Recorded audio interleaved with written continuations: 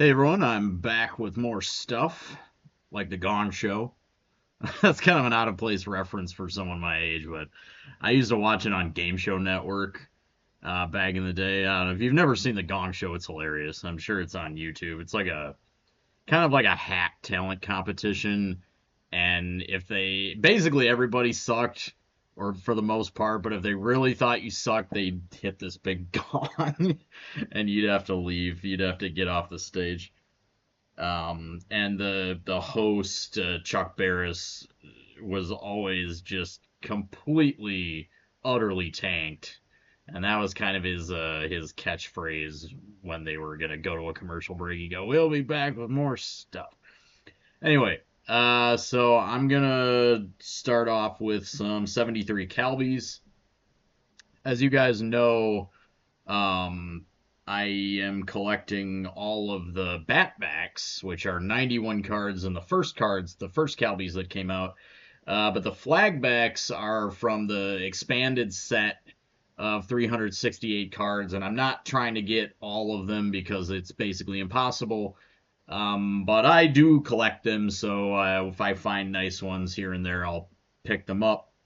And I got some nice ones in. Actually, I recently wrote a post for my website, Nippon Baseball Retro, about the Calbee Flagbacks. So if you want to learn a little bit more about them, please check that out. The link is in the description as always. So let's get it started. I've got this nice number 102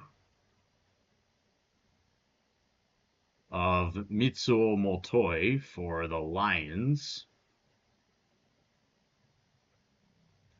And this one has a bit of paper loss on the back, which I usually is usually kind of a card red line for me. I just really don't like paper loss. Although this one isn't too bad, and actually, this card is just not one you see very often. Certainly not as much as some of the other ones. So I picked it up anyway. Still a cool card, and yeah, the paper loss isn't too bad there. So sorry, I'm just trying to get this. All right, sorry. Next one. This one is actually pretty special. Speaking of ones you don't see very often, and this is of Dragons Hall of Famer Morimichi Takagi. He was a second baseman, and this one is actually a regional issue. So Calbee in '73, well, it's definitely a feature of basically every Calbee set from the '70s and '80s. They generally have a few series or blocks that are short printed and or regionally released. And in '73, they have 3 blocks or series that were regionally released. So these were released exclusively in and around Nagoya, where the Dragons play. And these cards do not come up a lot, uh, and some of them are very coveted, including in this run, actually, this series. You have a couple manager cards of Wally Onamine, and you also have some manager cards of Kaoru Beto and things like that. But all of these regional issues, depending on the card, they can go for upwards of even $1,000 or more. Not this one. Actually, I got this one for a pretty decent price, more or less what I would pay for a regular or a sort of standard Calbee of this in this condition. So maybe the seller didn't quite know what they had, but I'm happy to add this one. And then I've also got this very nice one of Hideji Kato for the Hankyu Braves, who are no longer a team. The Hankyu Braves. The Braves played basically right down the street, or maybe right up the street from the Hanshin Tigers in Nishinomiya, Hyogo. But they're not a team anymore. Anyway, Hideji Kato, he is not a Hall of Famer, but he is a member of Japanese baseball's Meikyukai, or the Golden Players Club in English, although that's not a direct translation, but that's what it's called in English. And basically, the Meikyukai, or Golden Players Club, is a kind of honor roll for players who have achieved 2,000 hits or 200 wins as a pitcher. And Kato does have 2,000 plus hits, so he's in the Meikyukai. And I believe he has a fair number of home runs as well. I feel like he's a pretty good candidate for the Hall of Fame, although he is not a Hall of Famer. And then I have this very nice one of Masahiro Doi. Now, Masahiro Doi, this is a different Doi from Shozo Doi of the Giants. But Masahiro Doi was a slugger. In fact, he has, I think, 465 home runs. Alas, he is not a Hall of Famer either, and that is because he was in some way, although I don't know to what extent, he was involved in the Black Mist scandal, which was a game-fixing scandal in Japanese baseball. So Doi is not a Hall of Famer, although he would be. Nice clean back on that one. So I'll show you guys some Sadaharu O's, starting with the only 70s one that I've picked up recently. The rest are 80s. But this one's a 78. And this is actually one of the more popular, well-known 70s Calvi cards. And this is O with a pro wrestler called The Destroyer. And he was an American pro wrestler, but he was very active in Japan, I guess. I don't really know a lot about him, but this is one of the more famous cards, 70s Calvi cards. So happy to get this one. Pretty nice back, too. A little stained on the corner there, but... And then I've got some of these 80s O's. In fact, to be more specific, these are all 82s. Did you know that back in 82, I could throw a pigskin a quarter mile? So this is the number 4. So as you can see, in the 80s, they started doing these smaller sizes.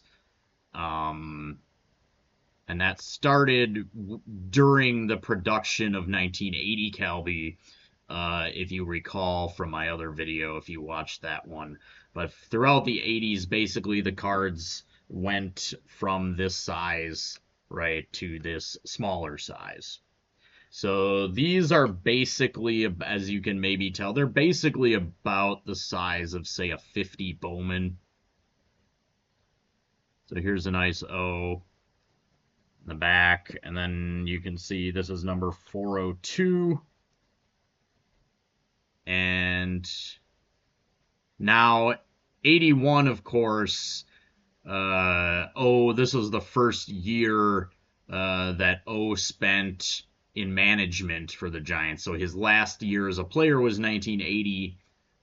These cards depict him during his time as the assistant manager of the Giants.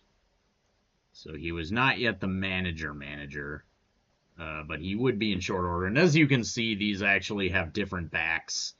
This happens sometimes.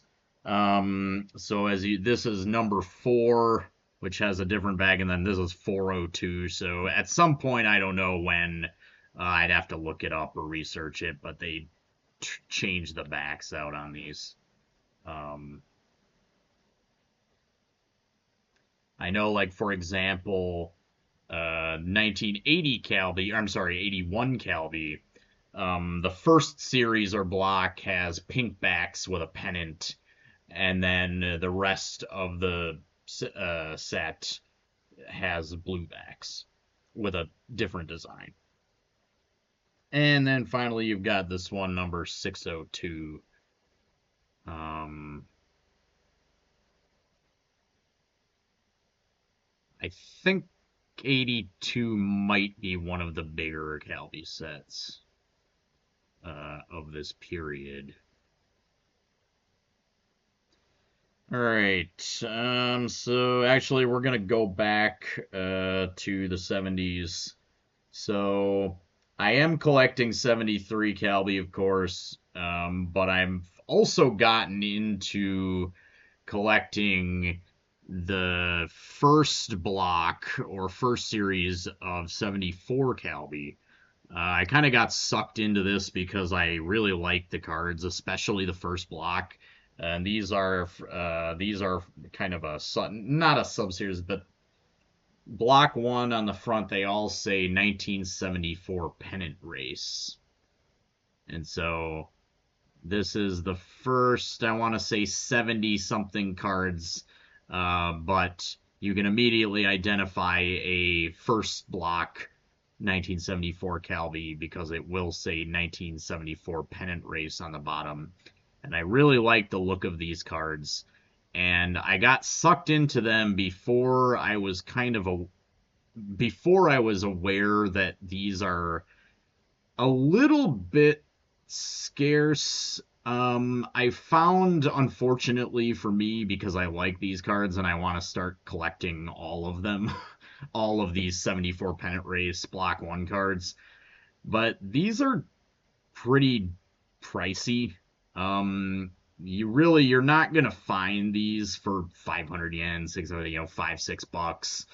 I found that they generally go for 1,000 yen, which is about $10 or more per card.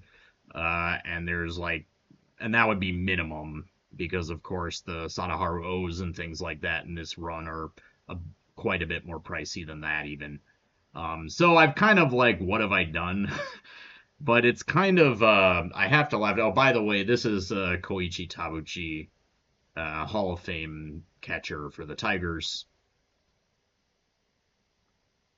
And this is a little bit, and I also got this one in too.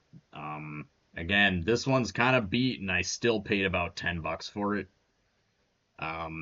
Here you've got some nice Giants V9 pitchers, including Tsuneo Horiuchi, their ace in the middle there. But yeah, as I was saying, I kind of have this thing where, for whatever reason, my taste always ends up being expensive.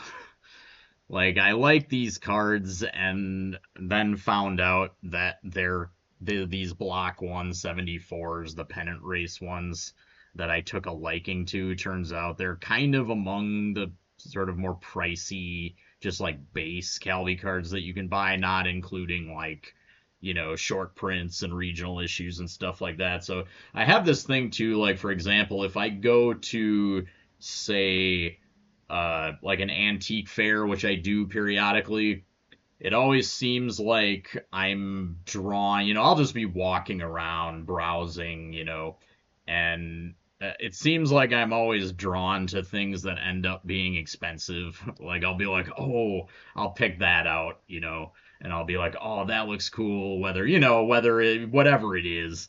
And then I'll check the price and I'll be like, oh, it's like expensive. So that's kind of just made me think of that. But anyway, finally, what I want to show you is this one. And this one looks like a Calbee, but it's not. This is a 78 Yamakatsu. And Yamakatsu was a company, was, that produced baseball cards from like the late 70s, mid 70s to early 80s for a few years there. And a lot of their issues are pretty, like, they're not like standard baseball cards like this. a lot of them you had these like oversized cards, or they every year they'd drop something, but like the size and the design would be totally different and things like that. So but in 78, they basically made these cards that just kind of look like Calbys. Although, compared to Calbys, these are a little longer. They're a little longer, and then this is what the back looks like. Um, so this is Hiromitsu Kadota, who is one of the more underrated players. He is actually third all time in home runs in Japanese baseball, right behind his teammate, the great Katsuya Nomura, for the Hawks. And Kadota and Nomura paired up to create a slugging tandem, basically every bit as formidable as Sadaharu O and Shigeo Nagashima, but of course, they basically didn't win, in the words of Kurt Vonnegut, doodly squat. Whereas, ON won 9 consecutive titles. So, being in the Pacific League and not winning anything will do that. But yeah, Kadota, really big slugger, third all time in home runs, and a great player, underrated player. So, all right, that's what I've got for you guys today. As always, thanks for watching. Peace.